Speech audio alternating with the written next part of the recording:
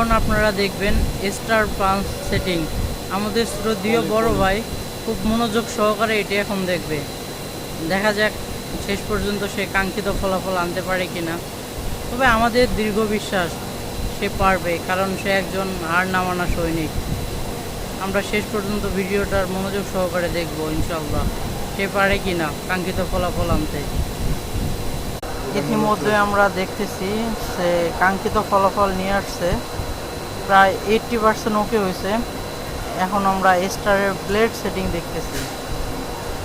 Star পাঞ্চের যে blade ওইটা লাগাচ্ছে, দেখা যাক সে কাঙ্ক্ষিত ফলাফল নিয়ে আসতে পারে কিনা।